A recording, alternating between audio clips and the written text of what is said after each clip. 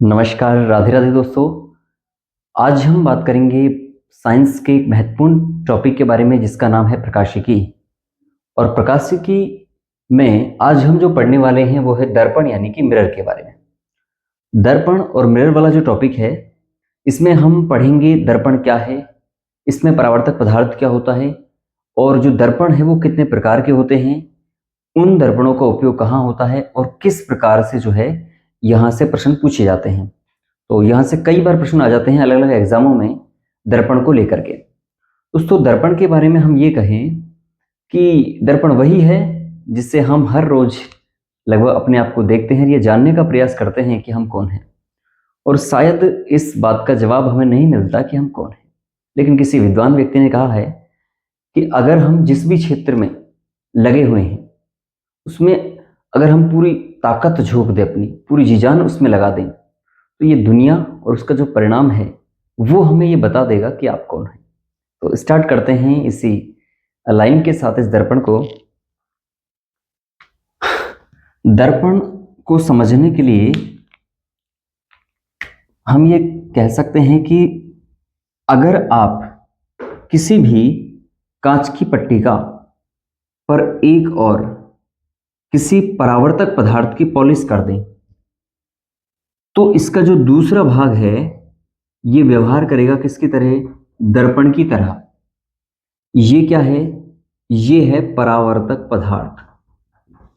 परावर्तक पदार्थ, आप कहेंगे परावर्तक पदार्थ क्या है? परावर्तक पदार्थ का मतलब ये है कि ऐसा पदार्थ जिसके पॉलिश से जो है ये कंप्लीट प्रकाश को वापस उसी माध्यम में लौटा देता है।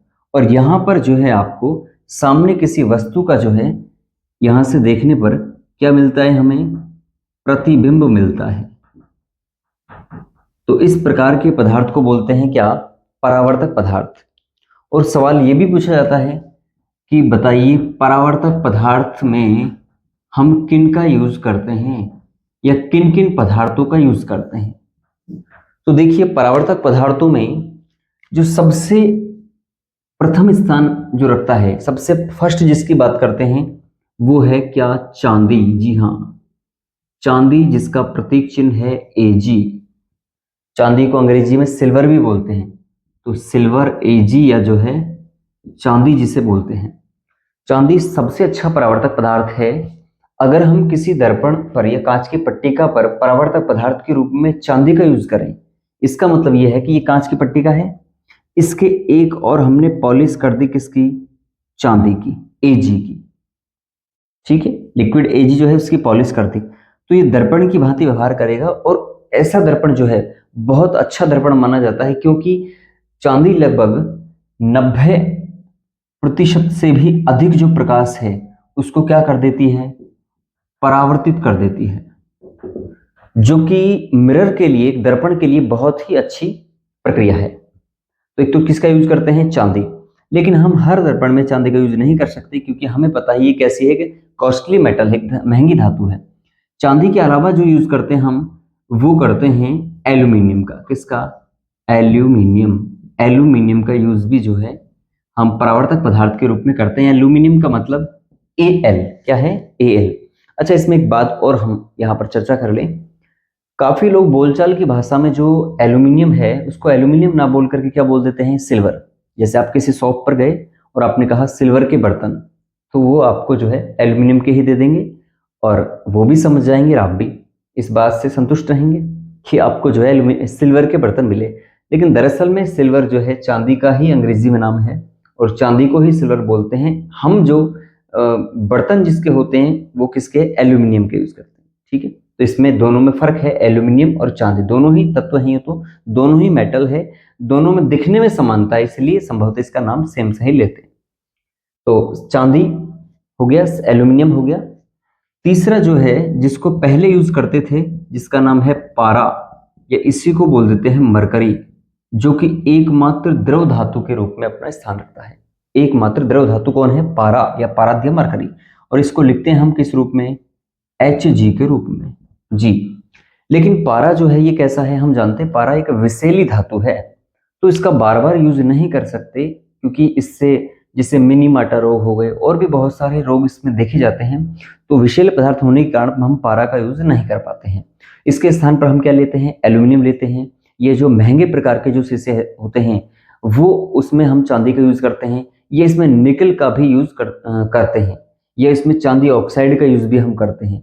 तो उन्हें हम बोलते हैं सभी, ये सभी क्या है, परावर्तक पदार्थ, यानी ऐसे पदार्थ जो किसी कांच की पट्टिका पर एक और अगर इनकी पॉलिश कर दी जाए तो ये जो कांच की पट्टिका है वो आपका दर्पण यानी कि मिरर के रूप में काम करेगा, और उसमें आपका जो है किसी भी वस्तु का क्या बनेगा, प्रतिबिंब बनेगा। तो इसे हम क्या कहते हैं, दर्पण कहते हैं। ठीक है, अब दर्पण की जब हम चर्चा कर रहे हैं तो हम ये देखें कि दर्पण जो है कितने प्रकार का होता है। तो हम लिखें दर्पण के प्रकार। दोस्तों, दर्पण को हम मोटे मोटे तौर पर दो प्रकारों में बांटते हैं। कौन कौन सा? एक तरफ हम बात करते हैं जिसे बोलते हैं समतल दर्पण। क्या बोलते हैं? समतल दर्पण। और एक तरफ हम बात करते हैं जिसे बोलते हैं गोलीय दर्पण। क्या बोलते हैं? गोलीय दर्पण। जी हाँ, गोलीय दर्पण। समतल दर्पण का मतलब यह है कि अगर आपने समतल कांच की पट्टिका ली है और उसके एक और आपने अगर पॉलिश की है तो वो कहलाएगा क्या?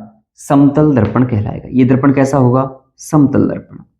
और अगर आपने कोई अर्ध कटा हुआ कांच का गोला लिया है और उसके या तो इस और बाहर की ओर उभरे हुए भाग में, या आपने जो है इस प्रकार से उसके धंसे हुए भाग में अगर परावर्तक पदार्थ की पॉलिश की है, तो इस प्रकार के जो दर्पण होंगे वो कैसे होंगे? वो होंगे गोलीय दर्पण। दोनों दर्पणों का जो उपयोग है वो भी अलग है, दोनों दर्पणों से प्रश्न भी अलग तरह से आते हैं।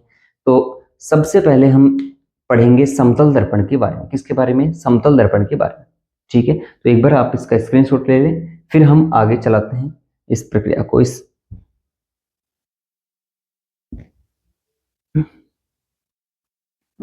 हो गया।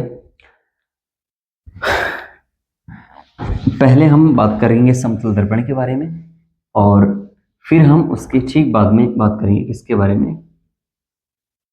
तो परावर्तक पदार्थ तो पता लग ही गया। चांदी के बारे में एक बात और हम याद रख सकते हैं कि जो चांदी है वो प्रकाश का सबसे अच्छा परावर्तक पदार्थ के रूप में तो जाना ही जाता है। चांदी को विद्युत का भी बहुत अच्छा सुचालक माना जाता है, या मैं ये कहूँ कि चांदी विद्युत का सबसे अच्छी सुचालक होती है। यानी विद्युत जो है, इलेक्ट्रिसिटी जो है, बिजली जो है, वो चांदी में से या चांदी के धातु में से या चांदी के वायर में से सबसे अच्छी तरह से प्रवाहित हो सकती है। तो ये भी आपको याद रखना है। ठीक है, तो समतल दर्पण, यहां हेडिंग डालेंगे अपन समतल दर्पण।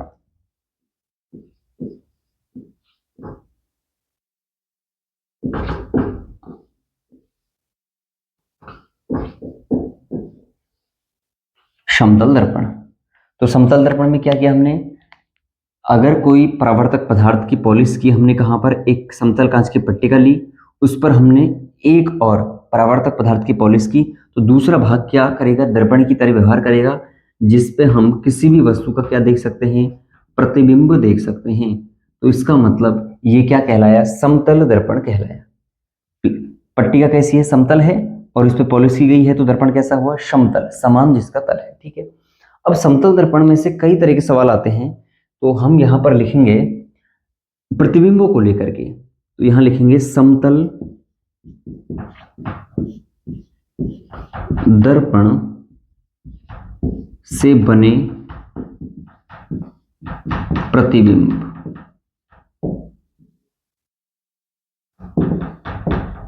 की स्थितियां, यानी जो समतल दर्पण है उस पर प्रतिबिंब कैसे कैसे बनते हैं, क्या क्या स्थिति हो सकती है, उन सब के बारे में एक एक करके पॉइंट करके बात करते हैं। जैसे सबसे पहले हम बात कर ले यहां पर पॉइंट नंबर फर्स्ट।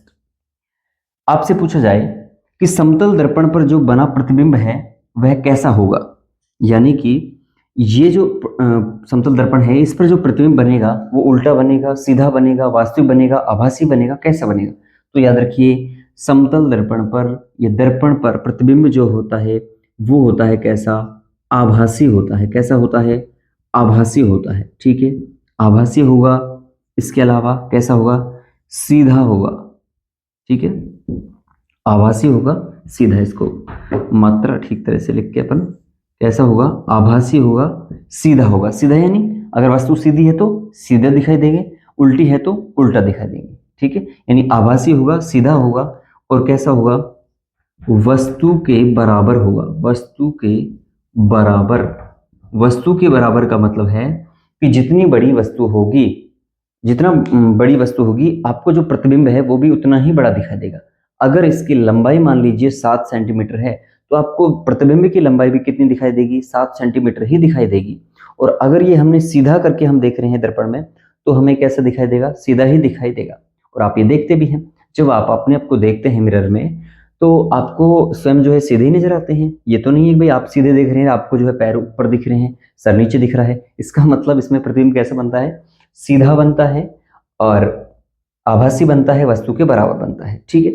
आभासी का मतलब यह होता है कि प्रतिबिंब, जिस प्रतिबिंब को आप पर्दे पर, यहां लिख देते हैं, आभासी मतलब जिस प्रतिबिंब को आप पर्दे पर प्राप्त नहीं कर सकते, प्राप्त नहीं कर सकते, वह प्रतिबिंब होता है कैसा, आभासी। और वास्तविक का मतलब जिसे आप पर्दे पर प्राप्त कर सकते हैं, जिसमें किरणें वास्तव में मिलती है, उसे बोलते हैं हम वास्तविक, जबकि ये कैसा है, आभासी है, ठीक है।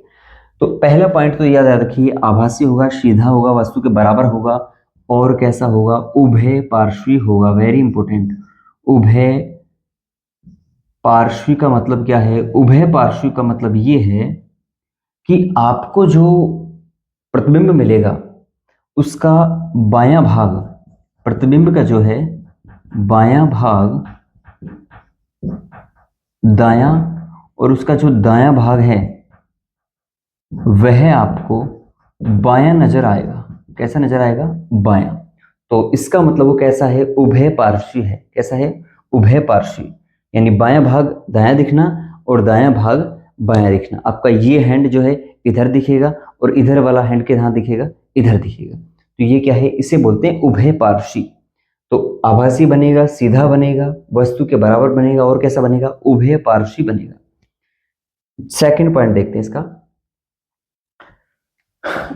यानी कि और दर्पण किस प्रकार से प्रतिबिंब बनेगा। यदि हम देखें, प्रतिबिंब उतनी ही दूरी पर बनेगा जितनी दूरी पर वस्तु होगी, बनेगा जितनी दूरी पर वस्तु रखी होगी। इसका मतलब यह है कि अगर ये दर्पण है, यहां वस्तु रखी हुई है, और इन दोनों के मध्य मान लीजिए 5 मीटर का गैप है, ठीक है, तो आपको जो है इस दर्पण में भी प्रतिबिंब आपको कैसा दिखाई देगा, ऐसा लगेगा कि वो 5 मीटर पीछे रखी हुई हो। यानी अगर आप स्वयं को देख रहे हैं दर्पण में से, और आप 5 मीटर दूर हैं दर्पण से, मिरर से, तो आप स्वयं के जो प्रतिबिंब है उसको भी कितना देखेंगे, 5 मीटर दूर ही देखेंगे। तो इसलिए हम कहते हैं कि प्रतिबिंब उतनी ही दूरी पर बनेगा जितनी दूरी पर वस्तु रखी होगी, ठीक है। आगे देखिए, तीसरा पॉइंट इसको लेकर के, दर्पण को लेकर के, आप याद रखिए कि जब हम प्रतिबिंब देखते हैं, अगर दर्पण की ओर कोई वस्तु यदि विवेग से गतिशील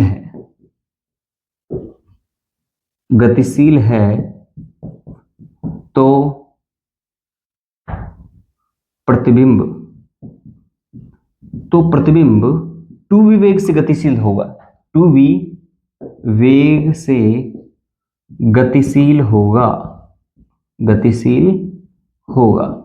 इसका मतलब सीधा सीधा सा ये है कि अगर आप दर्पण की ओर विवेग से गति कर रहे हो, तो आपको जो प्रतिबिंब है वो टू विवेग से गति करता हुआ दिखाई देगा। इसका मतलब आप बाइक लेकर के दर्पण की ओर दौड़ रहे हैं, बाइक की स्पीड मान लीजिए 50 किलोमीटर प्रति घंटा है, तो आपको वहां से जो स्पीड आती हुई दिखाई देगी वो आपको 100 किलोमीटर प्रति घंटा रफ्तार दिखाई देगी। क्यों, क्योंकि 50 किलोमीटर से तो आप आ रहे हैं, और 50 किलोमीटर से आपको वो जो मिरर में जो प्रतिबिंब बन रहा है वो आपको दिखाई देगा। तो डबल स्पीड आपको दिखाई देगी। इसीलिए कहते हैं यदि वस्तु यदि विवेग से गतिशील है दर्पण की ओर, तो प्रतिबिंब भी कैसा होगा, 2v वेग से गतिशील होगा, यानी कि उसका 2 गुणा हम कर लें तो इतना हमें मिलेगा। अगर आप दर्पण की ओर 5 मीटर प्रति सेकंड की रफ्तार से आगे बढ़ रहे हैं तो वो आपको 10 मीटर प्रति सेकंड की रफ्तार से आगे बढ़ता हुआ नजर आएगा।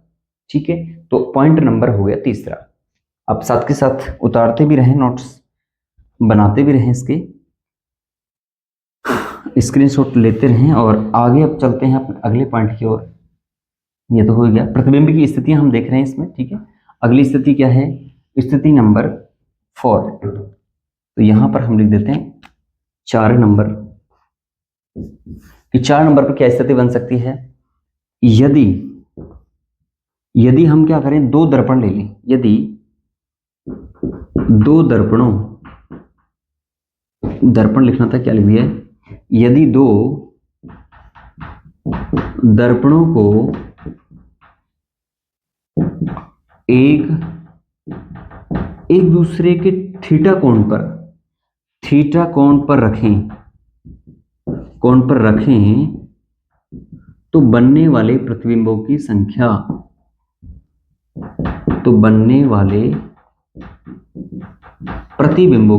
क्या होगी, प्रतिबिंबों की संख्या। वेरी इंपॉर्टेंट, ये सवाल कितनी बार पूछा गया एग्जाम में, और निश्चित रूप से इसको पढ़ने के बाद आपका ये प्रश्न तो बिल्कुल भी गलत नहीं होगा, बड़ी आसानी से कर सकते हैं आप। यदि 2 दर्पणों को एक दूसरे के थीटा कोण पर रखें तो बनने वाले प्रतिबिंबों की संख्या क्या है। यानी इसका मतलब ये है कि एक दर्पण हो गया आपका ये और एक दर्पण है ये। अब इनको आप एक दूसरे के किसी भी कोण पर, मान लीजिए एक दूसरे के 90 डिग्री कोण पर रख रहे हैं, आप 60 डिग्री कोण पर रख रहे हैं, आप 120 डिग्री कोण पर रख रहे हैं, तो इन दोनों में जो बनने वाले प्रतिबिंब, सामने जो बनने वाले प्रतिबिंब है उसकी संख्या क्या होगी, यहाँ पर प्रतिबिंबों की संख्या क्या होगी। यानी ये दर्पण है और एक दर्पण ये है। ठीक है, इस तरह से यहाँ पर इन दोनों दर्पणों को आप किसी भी स्थिति में रख रहे हैं तो यहाँ पर बनने वाले जो प्रतिबिंब है उनकी संख्या कितनी होगी, ये पूछना चाह रहा है यहाँ पर। तो इसका एक बहुत आसान सा सूत्र है ये, कि संख्या निकालने के लिए आपको 360 बटा थीटा माइनस 1, और यहां पर थीटा बराबर कोण का मान, मतलब जिस कोण से कोई वस्तु रखी हुई है उस कोण का मान आपको यहां पर बताना है। जैसे उदाहरण के तौर पर प्रश्न में दिया गया कि 2 दर्पणों को एक दूसरे को, जैसे 2 दर्पण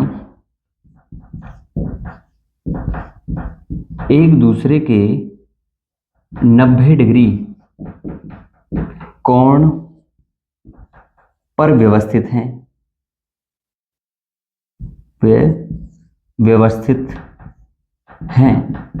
तो बनने वाले प्रतिबिंबों की संख्या क्या होगी, प्रतिबिंब बराबर कितने होंगे। तो हम क्या करेंगे, इसी सूत्र से 360 बटा कोण का मान कितना है, दिए गए कोण का मान 90, 360 बटा 90 माइनस 1, क्या करेंगे, 0 से 0, 9 4 36, 4 माइनस 1 बराबर 3।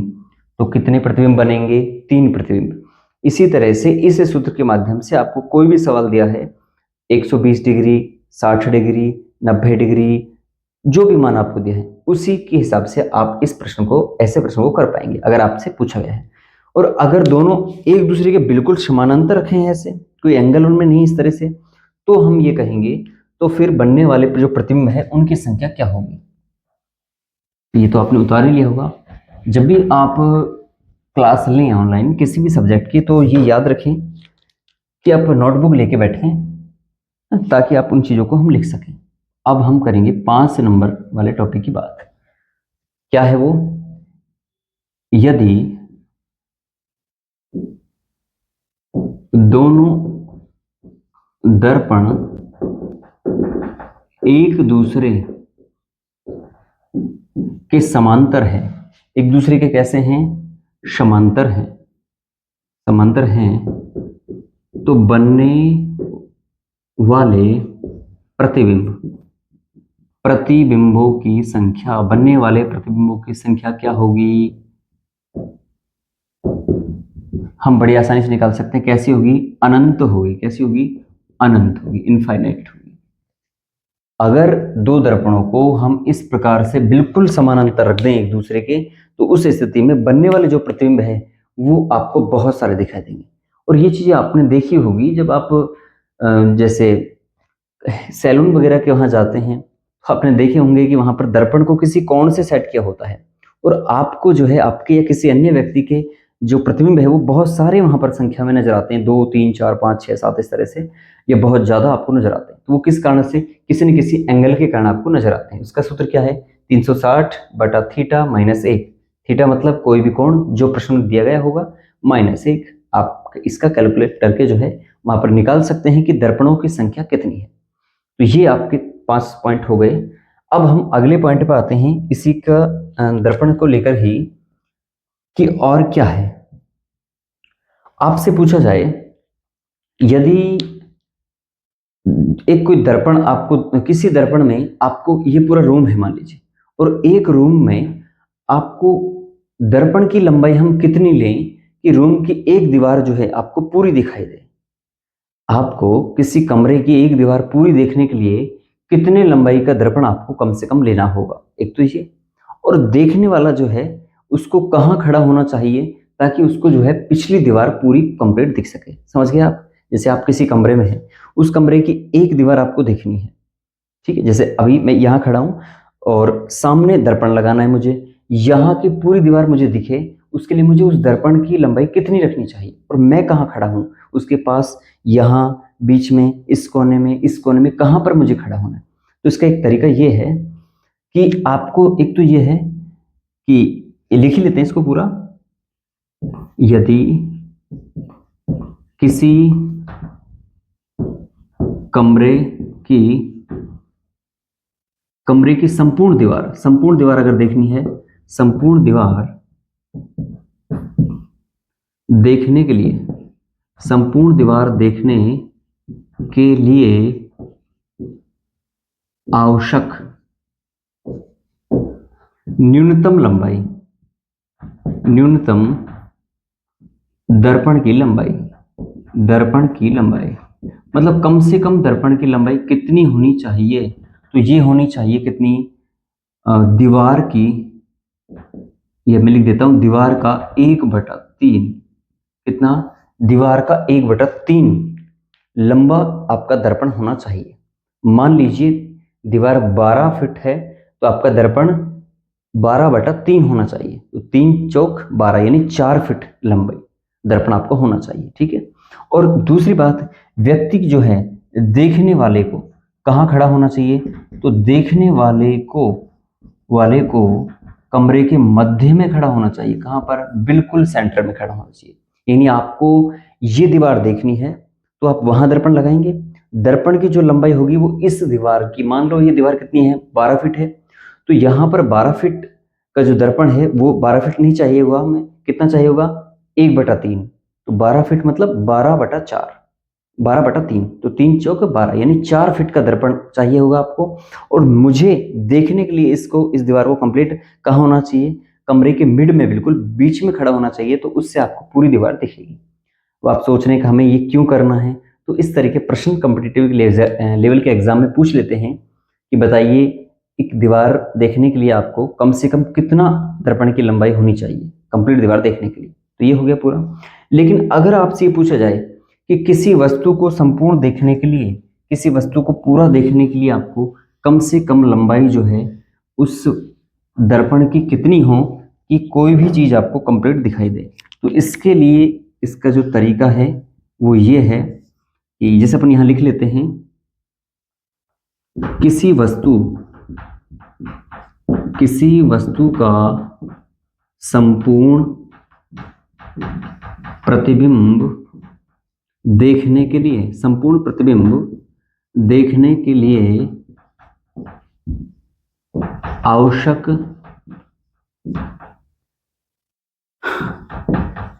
दर्पण की न्यूनतम लंबाई, न्यूनतम लंबाई, मतलब कम से कम लंबाई दर्पण की क्या हो कि आपको कोई भी वस्तु दिख जाए, तो वो होगी कितनी, h/2। यानी कि h का मतलब हो गया यहाँ पर h बराबर वस्तु की लंबाई, वस्तु की लंबाई, वस्तु की लंबाई।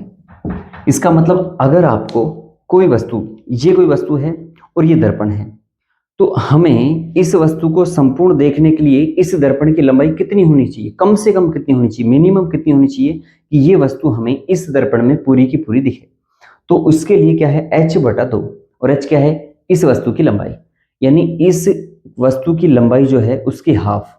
अगर वस्तु मान लीजिए 5 फुट की है, तो दर्पण की लंबाई आपको 2.5 फुट की लेनी होगी, तो इससे आपकी वस्तु संपूर्ण दिखेगी। अगर मान लीजिए ये कोई वस्तु है सामने और ये आपको इस दर्पण में संपूर्ण देखनी है, तो इसका सूत्र है h/2। इसकी लंबाई अगर 10 फीट है, 10 फीट, तो आपको इस दर्पण की लंबाई कितनी लेनी होगी, 5 फीट लेनी होगी, मिनिमम 5 फीट लेनी होगी, जिससे ये पूरा का पूरा इसमें दिख सकता है। ठीक है, लेकिन दीवार की स्थिति अलग है, ये अलग है, जबकि ये स्थिति अलग है। तो इस तरह से 6-7 पॉइंट ये हो गए दर्पण में प्रतिबिंबों को लेकर के, कि कैसे कैसे प्रतिबिंब बनते हैं, किस तरह से यहाँ पर वस्तु को कितना हम दूर रखें, कितना पास रखें, सीधा बनता है, उल्टा बनता है, ये सभी प्रश्न बहुत इंपॉर्टेंट है और लगभग लगभग हर एग्जाम में से यहाँ से प्रश्न पूछ लेते हैं। तो एक बार आप इसका स्क्रीनशॉट ले लें, फिर हम इस वीडियो को आगे बढ़ाते हैं धीरे धीरे।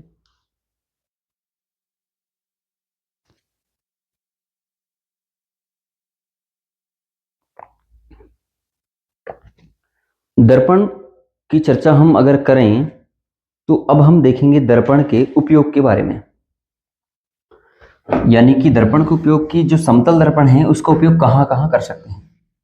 तो आप मुझे कमेंट करके बताएं कि इसका उपयोग कहाँ कहाँ हम कर सकते हैं, और क्या इसका आंसर होगा आपके अनुसार, कि क्या एक ही जगह दर्पण का यूज हम करते हैं या दर्पण का यूज कई जगहों पर हम करते हैं। तो उसको हम देखें यहाँ पर, समतल दर्पण के उपयोग क्या है, ये इसके यूज क्या क्या हो सकता है इसका।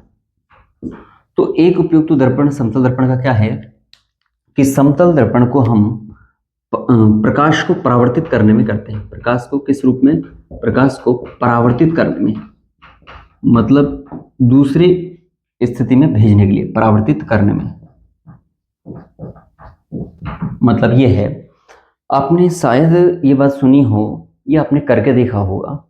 पहले क्या है, कुएं होते थे, आज तो समरसेबल्स होती तो ऐसी आवश्यकता नहीं होती। पहले कुएं होते थे, कच्चे या पक्के जैसे भी, और वहां पर रोशनी के लिए लाइट की व्यवस्था ऐसी तो होती नहीं थी।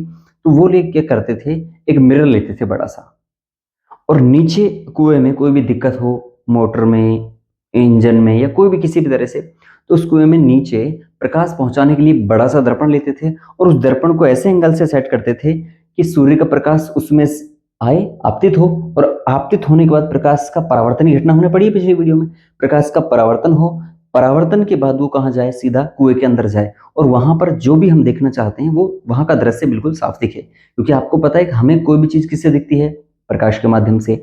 तो नीचे जब प्रकाश पहुंचेगा तभी तो कुछ दिखेगा, इसलिए उस प्रकाश को परावर्तित करने में किसका यूज करते हैं, समतल दर्पण का यूज करते हैं।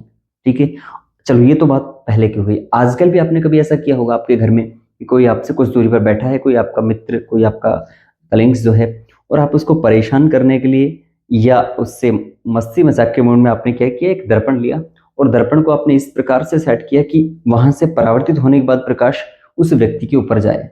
तो वो भी क्या है, एक तरह से प्रकाश का क्या है, परावर्तन है। तो प्रकाश को परावर्तन करने के लिए हम किसका यूज करते हैं, दर्पण का यूज करते हैं। एक तो ये हो गया।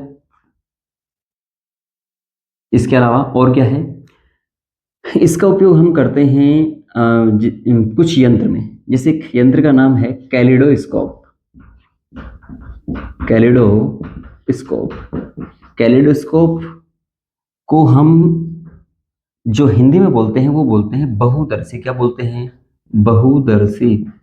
पहले मेले में एक यंत्र आता था, उस यंत्र में 3 जो मिरर हैं उनको 60 डिग्री के कोण पर सेट किया होता है। किस पर, 60 डिग्री के एंगल पर सेट किया होता है 3 दर्पणों को, और उनको इस प्रकार से सेट करते हैं कि देखने पर इसके अंदर जो प्रतिबिंब है वो बहुत सारे आपको नजर आते हैं, बहुत संख्या में, बहुत सारे नजर आते हैं। इसीलिए इसका नाम है हिंदी में बहुदर्शी या कैलिडोस्कोप। तो कैलिडोस्कोप में भी जिस दर्पण का यूज होता है मिरर का, वो कौन सा होता है? समतल दर्पण होता है, प्लेन मिरर होता है, ठीक है।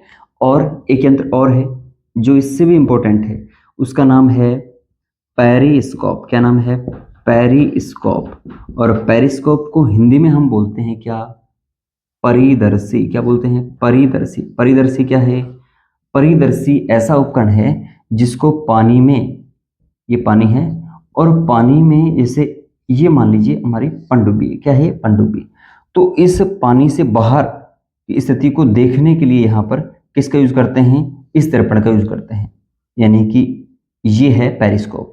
तो यहाँ बैठे बैठे ही, ये इस प्रकार का यंत्र है, यहाँ बैठे बैठे ही जो है, यहाँ से बैठे बैठे ही बाहर की स्थिति का अवलोकन भी अंदर के सैनिक जो है वो बड़ी आसानी से करते हैं, क्योंकि ये पनडुब्बी बाहर गई अगर, तो इसको खतरा है, कोई डर है, और सामने शत्रु को पता लग जाएगा, तो शत्रु जो है सचेत ना हो जाए पहले ही, इसलिए सैनिक पनडुब्बी में बैठकर नीचे ही पनडुब्बी को करके यहीं से इस पेरिस्कोप या परिदर्शी यंत्र के माध्यम से बाहर की स्थिति का अवलोकन कर सकते हैं। तो उसमें कौन सा दर्पण यूज होता है? इसमें होता है कौन सा? समतल दर्पण। यहाँ पर मिरर लगा होता है, यहाँ पर इस प्रकार से, यहाँ का प्रकाश टकरा कर यहाँ आता है, उसके बाद यहाँ, तो इस प्रकार से ये यंत्र जो है कहलाता है पेरिस्कोप, जिसका यूज विशेषकर बंकर में छिपे सैनिक, बंकर जमीन के अंदर जो बनाते हैं, बंकर में छिपे सैनिक बाहर की स्थिति का अवलोकन करने के लिए, या पनडुब्बियों के अंदर जो है, क्योंकि पनडुब्बी आपको पता है नीचे भी पानी में भी चल सकती है, पानी के ऊपर भी सतह पर भी चलती है, नीचे भी चल सकती है, दोनों स्थितियों में।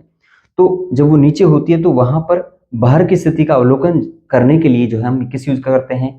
पेरिस्कोप या परिदर्शी का यूज करते हैं। इसके अलावा प्रकाश को परावर्तित करने में हम किसका यूज करते हैं? इसी समतल दर्पण का। इसके अलावा हम मिरर के रूप में, यानी दर्पण के रूप में भी जो यूज करते हैं, वो भी कौन सा होता है? समतल दर्पण। दर्पण के रूप में, दर्पण के रूप में भी हम किसका यूज करते हैं? समतल दर्पण का ही यूज करते हैं। तो ये तो हो गए समतल दर्पण के उपयोग, ठीक है, ये लिख लें इनको भी। अब हम चलते हैं समतल दर्पण के बाद में। हमने देखिए दर्पण दो प्रकार के होते हैं, एक तो समतल दर्पण, दूसरा कौन सा? गोलीय दर्पण। तो अब हम चर्चा करेंगे गोलीय दर्पण के बारे में। और गोलीय दर्पण से भी सवाल जो है पूछ लिए जाते हैं काफी बार, और सबसे ज्यादा सवाल जो है वो गोलीय दर्पण को लेकर पूछते हैं। यहां पर हेडिंग लिख देते हैं अपन, गोलीय दर्पण, शब्द लगा देते हैं गोलीय दर्पण, ठीक है। गोलीय दर्पण। गोलीय दर्पण के प्रकार अगर हम देखें तो गोलीय दर्पण होते हैं दो प्रकार के। कौन कौन से? एक तरफ हम लिखें यहां पर, जिसे हम बोलते हैं अवतल दर्पण। कौन सा? अवतल दर्पण। या अपन पहले लिख लें यहां पर उत्तल, उसके बाद अवतल। यहां पर लिख लेते हैं उत्तल दर्पण, उत्तल दर्पण। और उधर हो जाएगा कौन सा? अवतल दर्पण। ये हो गया अवतल दर्पण, अवतल दर्पण, उत्तल दर्पण, अवतल लेंस, उत्तल लेंस, ये भी आपने सुना होगा। दोस्तों ध्यान रखना, लेंस का टॉपिक अलग है, दर्पण का अलग है। लेंस और दर्पण में बड़ा अंतर ये है कि दर्पण के आर पार प्रकाश नहीं जाता। ये अगर कोई दर्पण है तो इसमें क्योंकि परावर्तक पदार्थ की पॉलिश होती है, इसलिए इसके पार प्रकाश नहीं जाता। जबकि लेंस की जो बात है, लेंस किसी भी प्रकार का, उसके आर पार प्रकाश जा सकता है। बड़ा अंतर है दोनों के उपयोग में भी, दोनों की बनावट में भी, दोनों की संरचना में भी, दोनों में प्रकाश को लेकर भी। उसमें प्रकाश का, लेंस में प्रकाश का अपवर्तन होता है, प्रकाश गुजर के जाता है उसमें, जबकि इसमें प्रकाश का परावर्तन होता है। क्या होता है? प्रकाश का परावर्तन, ठीक है। तो हम बात करें गोलीय दर्पण के प्रकार की, तो गोलीय दर्पण होते हैं दो प्रकार के। एक तो कौन सा?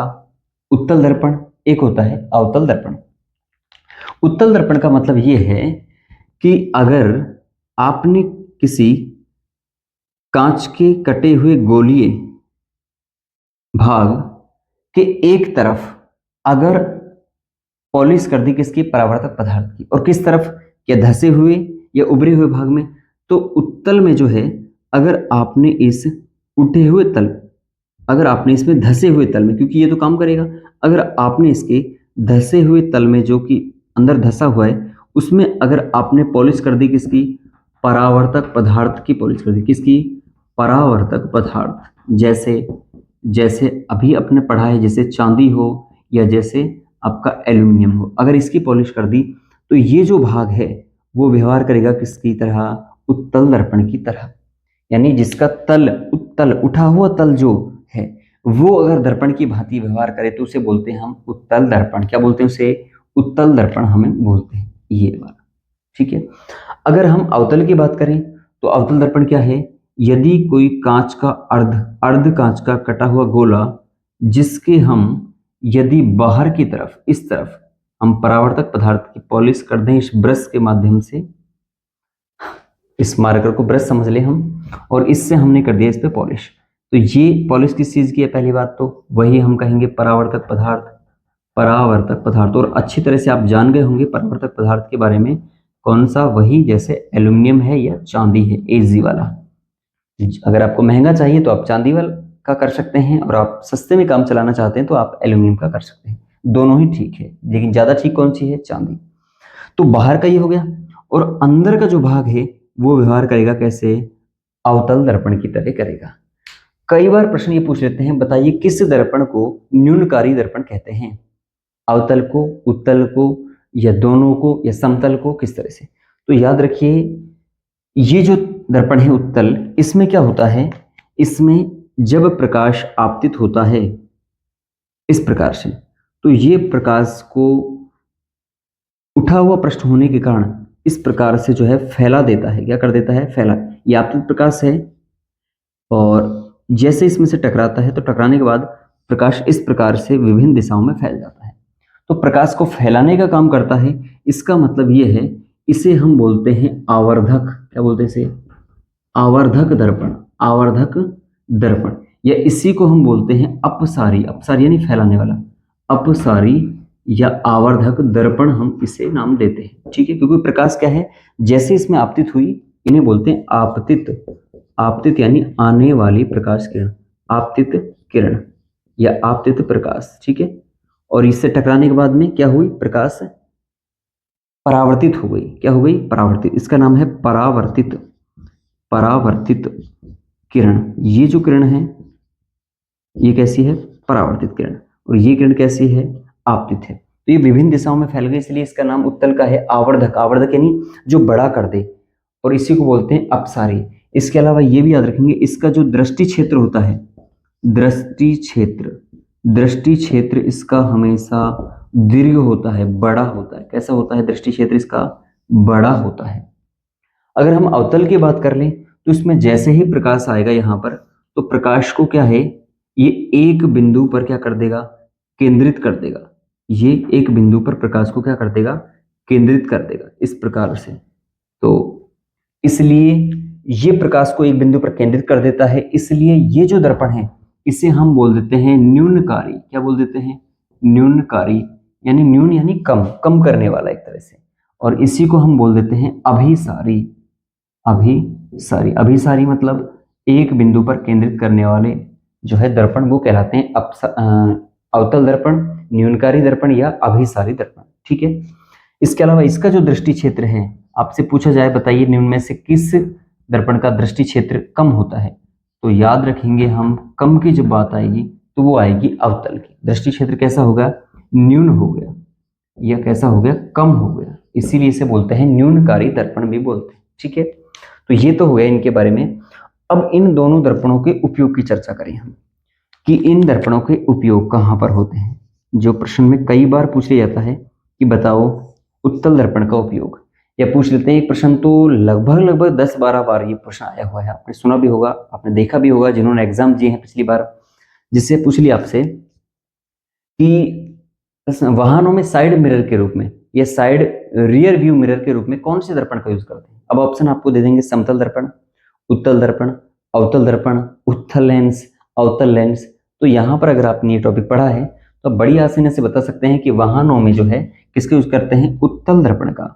यहाँ लिख देंगे वाहनों में, वाहनों में साइड मिरर, साइड मिरर के रूप में, ये इसको क्या बोलते हैं? Rear view mirror, rear view mirror के रूप में हम किसका यूज करते हैं? उत्तल का यूज करते हैं। इसके अलावा हम स्ट्रीट लैंप जो होते हैं, स्ट्रीट लाइट जो है, स्ट्रीट लैंप वगैरह में भी हम यूज किसका करते हैं? इसी दर्पण का, यानी उत्तल दर्पण का यूज करते हैं। ठीक है। इसके अलावा बसों में आपने देखा होगा सुरक्षा दर्शी से बोल सकते हैं, सुरक्षा दर्शी, जो 2 मंजिला वाली बस होती है उनमें सुरक्षादर्शी के रूप में पीछे की सुरक्षा के लिए जो देखा जाता है, जो बस के अंदर जो होता है उसमें सुरक्षादर्शी के रूप में जिस दर्पण का यूज होता है वो भी होता है कौन सा, उत्तल दर्पण होता है। तो ये तो है बात किसकी, उत्तल दर्पण की। अगर हम बात कर लें अवतल दर्पण की तो यहां लिख देते हैं अवतल दर्पण के उपयोग। अवतल दर्पण की अगर हम चर्चा करें तो सबसे पहले जैसे जितने भी विशेषज्ञ होते हैं, चाहे वो नाक का हो, नाक, कान, गला, या दंत विशेषज्ञ जो होते हैं, स्पेशलिस्ट जो होते हैं, विशेषज्ञ, उनके द्वारा जिस दर्पण का यूज किया जाता है ट्रीटमेंट के दौरान, टेस्ट के दौरान, जांच करने के दौरान, ठीक है, इलाज करने के दौरान जिस दर्पण का यूज होता है, चाहे वो नाक के बारे में हो, कान हो, गला हो, डेंटिस्ट हो, वो सभी जिस दर्पण का यूज करते हैं कौन सा होता है, वो अवतल दर्पण का यूज करते हैं। क्योंकि अवतल दर्पण क्या है, प्रकाश को एक बिंदु पर केंद्रित कर देता है और उससे आपको कोई वस्तु ज्यादा स्पष्ट आपको दिखाई देती है। ठीक है, आपने देखा होगा डेंटिस्ट में, अगर आपको कभी कोई दिक्कत हो डेंटिस्ट में, आपको कोई किसी रिलेटिव को, तो डेंटिस्ट एक चेयर पर आपको लेटा करके ऊपर जो फोकस डालता है जो दर्पण से, उसको एक बिंदु पर केंद्रित करता है ताकि आपको जो दांत है वो स्पष्ट से वहां पर दिख जाए। ठीक है, और क्या है, इसके अलावा जो सोलर कुकर है या सौर कुकर, सौर कुकर यानी ऐसे कुकर जो प्रकाश के माध्यम से जो है प्रकाश ऊर्जा को उष्मीय ऊर्जा में चेंज करते हैं, प्रकाश ऊर्जा को किसमें, उष्मीय ऊर्जा में चेंज करते हैं, और उससे जो खाना बनाते हैं उसमें भी एक मिरर होता है जिसका नाम है क्या, अवतल दर्पण। क्या नाम है, अवतल दर्पण। क्यों, ये अवतल दर्पण प्रकाश को केंद्रित कर देता है एक जगह पर। ठीक है, जैसे आपने देखा ना एक लेंस होता है जो प्रकाश को एक बिंदु पर केंद्रित कर देता है। अपने बचपन में कभी अपने दादी माँ का, अपने किसी रिलेटिव का चश्मा लिया हो और उसको कागज पर काफी देर तक केंद्रित किया हो, जिससे वो कागज कुछ देर में जो है कुछ मिनटों बाद जलने लगता है। तो क्यों, क्योंकि उस लेंस को उसको केंद्रित कर दिया। तो दर्पण दर्पण के माध्यम से हम प्रकाश को केंद्रित करते हैं, तो वो दर्पण है कौन सा, अवतल दर्पण है। ठीक है दोस्तों, इसमें एक बहुत गहरी बात भी है सीखने की। आप जिस प्रकार से दर्पण के माध्यम से अपनी जो है प्रकाश को केंद्रित करते हैं, इसी तरह से आप जीवन में अपनी जो एनर्जी है उनको भी अगर हम एक बिंदु पर केंद्रित करें तो बड़े से बड़े काम को आसानी से कर सकते हैं। यानी कि आपको व्यवहार करना है खुद की एनर्जी के लिए कैसे, अवतल दर्पण की भांति व्यवहार करना है, ताकि आप अपनी एनर्जी को एक बिंदु पर केंद्रित कर सकें और आप कम समय में अच्छी सफलता प्राप्त कर सकें। खैर, अपन बात करते हैं यहाँ पर सौर कुकर के बारे में। तो इसमें कौन सा दर्पण होता है, अवतल दर्पण होता है, यानी न्यूनकारी या इसमें अभिसारी। और कहाँ पर, जितनी भी, चाहे हेडलाइटों की बात करें, हेडलाइट है, वाहनों में जो हेडलाइट होती है उन सभी में किसका यूज होता है, अवतल का। क्योंकि हेडलाइटों में ये चाहिए कि भाई प्रकाश को एक बिंदु पर केंद्रित करें, तो कौन सा, इसी दर्पण का यूज करेंगे, अवतल का। इसके अलावा जितनी भी सर्च लाइटें हैं, सर्च लाइटें आपने देखा है पुलिस वाले कई बार जो है कुछ टीमें जो हैं उनके यहाँ पर कुछ हेड पर ऐसा लगा होता है, उनके हेलमेट में एक टॉर्च लगी होती है, उसमें लाइट जलती हुई है उसमें, तो वो भी एक बिंदु पर क्या करती है, केंद्रित करती है, ताकि जो है प्रकाश आपको सही तरह से दिखे। तो उसमें भी कौन सा आ जाएगा, अवतल दर्पण आएगा। इसके अलावा अगर हम बात करें जैसे टॉर्च, टॉर्च में भी क्या होता है, टॉर्च में भी जो दर्पण है, एक तो टॉर्च में साइड में होता है बल्ब, वो तो प्रकाश को फैलाता है, लेकिन जो सीधा एक बिंदु पर केंद्रित करता है वो कौन सा होता है, अवतल दर्पण होता है। इसके अलावा अगर सेविंग दर्पण की बात करें, सेविंग करने के लिए, सेविंग करने के लिए किस दर्पण का यूज करते हैं, तो इसमें भी कौन सा आ जाएगा, अवतल दर्पण आएगा। इसमें भी कौन सा, अवतल दर्पण ही आएगा, ये आप याद रखना। तो इस प्रकार से हम देखें तो वाहनों के हेडलाइट में, सर्च लाइटों में, टॉर्च में, सेविंग में, नाक कान गला विशेषज्ञ में, सौर कुकर में आदि सभी जगह जो है जिस दर्पण का यूज करते हैं उस दर्पण का नाम क्या है, अवतल दर्पण या न्यूनकारी दर्पण है। और हम उत्तल दर्पण का यूज कहाँ कर सकते हैं, तो आप ये आसानी से याद कर सकते हैं।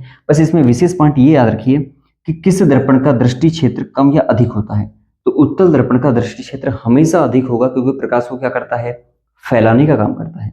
और अगर हम अवतल दर्पण की बात करें तो इसका दृष्टि क्षेत्र जो है वो कैसा होता है, कम होता है, न्यूनकारी होता है। इसलिए इसका यूज जो है इस प्रकार की जगहों पर होता है, ये प्रकाश को एक जगह केंद्रित करने का काम करता है। ठीक है, तो ये हमने पढ़ा है दर्पण के बारे में। अगर आप इस वीडियो को ठीक तरह से देखते हैं, नोट्स बनाते हैं, तो ऐसी कोई वजह नहीं है कि आप यहाँ से आए हुए प्रश्नों को ना कर पाए। ठीक है, तो थैंक यू यहाँ तक वीडियो देखने के लिए। अगर वीडियो अच्छी लगे दोस्तों तो आप इसको जो है अन्य दोस्तों को भेजिए ताकि उनको भी इससे जो है कम समय में अच्छा लाभ मिले। ठीक है, थैंक यू।